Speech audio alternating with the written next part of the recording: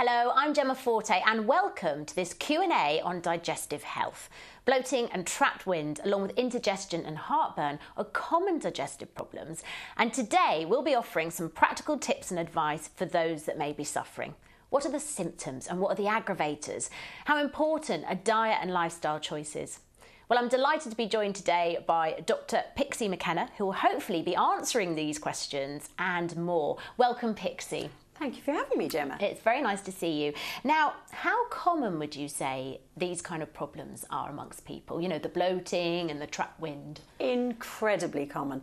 About 68% of people report bloating and trapped wind. It's an incredibly common problem, but unfortunately, only 1 in 3 of us will actually seek medical advice about it. We just suffer in silence. Yes, and so what are the symptoms associated with these kinds of issues? Well, obviously that feeling that you're bloated, you're distended, you don't feel like eating, the wind is all trapped so it's uncomfortable, you know, even your clothes are tight. It can make you feel quite irritable and it's just uneasy. It's just not a pleasant feeling. You can get that acid taste in your mouth. So it's quite a horrid thing. Absolutely, and what you've just described, as you say, we've all felt that from time to time, but to have that as an ongoing problem would be awful, actually, really, you know, uncomfortable. So let's have a look at what are the main culprits so that we can maybe get 1 or 2 tips on what to avoid. I know we've got some things here, haven't we? And some things that I wouldn't expect as well. Well, I mean, it's obvious. Look, most people know if you're going to go out and have a curry, you're probably going to get indigestion and trapped wind if you're prone to it. So the spicy foods, you've got some chilies there. Got some chocolate there, was it an interesting one? I would not have expected that at all, actually. And chewing gum as well. I was quite mystified as to why that would cause it. Chewing gum, because we tend to chew and take in a lot of air when we chew. Okay. And along with chewing gum, chewing the tops of your pen, so sucking in the air as you chew the pen top, or having a cigarette.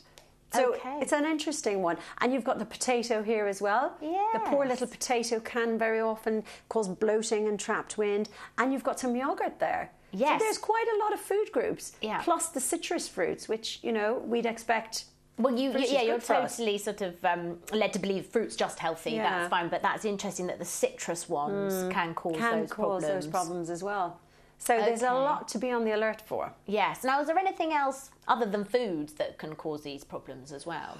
Well, ladies are particularly bothered by this because, you know, it's quite common now to try and wear a pair of comfort on, you know, the comfort pants to pull you all in. Pants. Those ones, I've come across these. Yes. And they can be really problematic and can increase the symptoms of bloating and distension. So they're a bit of a problem.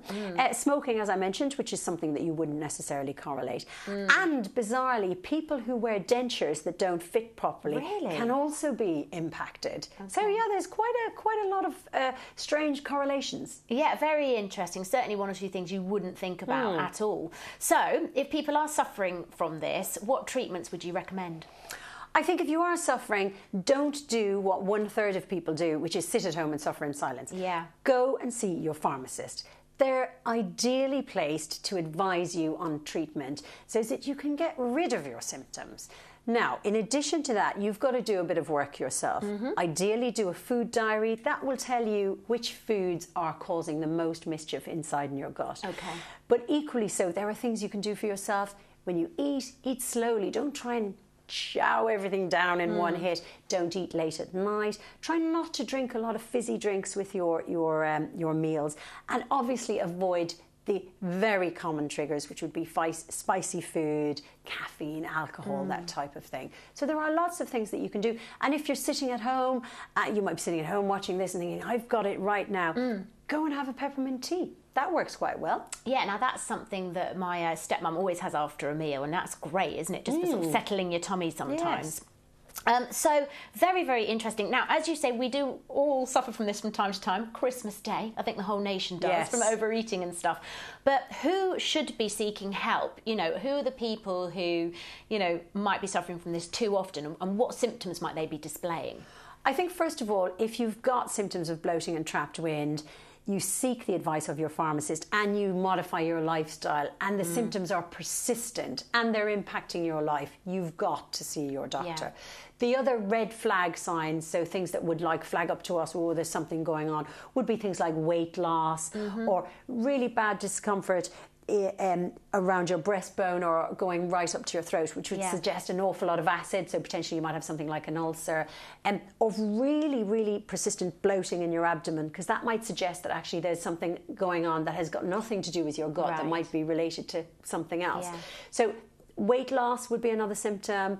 So really, I think if you've done your home remedies, in terms of modifying your lifestyle, you've taken your pharmacist's advice and things are hanging about and not getting any better, get in to see that doctor. Yeah. And no point being embarrassed, is there, or awkward. It's much better to just go and get it sorted out. We talk about this thing all day long. That's our job. Exactly. Well, we've run out of time, sadly, but thank you so much to Dr. Pixie McKenna for joining us. Thank you very much indeed. Thank you, Gemma. And thank you for watching. Goodbye.